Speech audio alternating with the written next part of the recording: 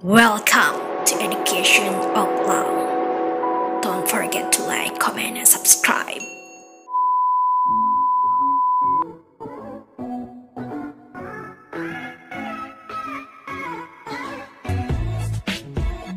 Teman-teman, di video kali ini kita bakal bahas definisi hukum menurut para ahli. Sebelumnya jangan lupa follow IG Informasi Hukum. Apa sih hukum itu? Masih bingung kan? Yuk simak videonya. Definisi hukum secara umum. Pengertian hukum secara umum adalah peraturan yang berupa norma dan sanksi yang dibuat dengan tujuan untuk mengatur tingkah laku manusia, menjaga ketertiban, keadilan, mencegah terjadinya kekacauan. Hukum juga menjadi pedoman bagi masyarakat dalam bertindak. Masyarakat berhak mendapat kepastian dan perlindungan hukum. Terdapat sanksi dan hukuman bagi orang yang melanggar hukum. Pengertian hukum menurut Plato. Hukum adalah seperangkat peraturan-peraturan yang tersusun secara baik serta teratur yang sifatnya mengikat hakim dan masyarakat.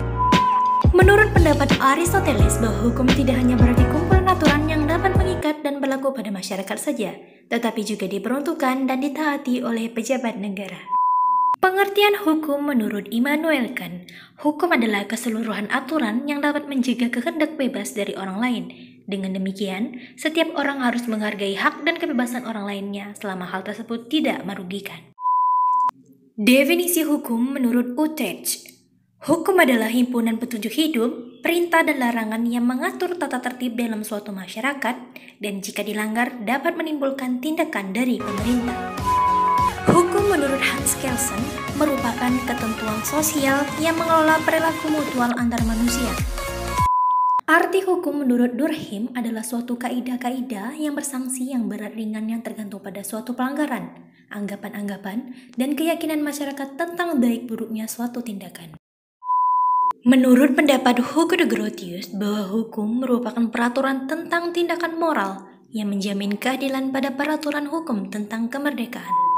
Menurut Montesquieu bahwa hukum merupakan gejala sosial dan perbedaan hukum dikarenakan oleh perbedaan alam, politik, etnis, sejarah, dan faktor lain dari tatanan masyarakat. Untuk itu, hukum suatu negara harus dibandingkan dengan hukum negara lain. Thank you for watching my video.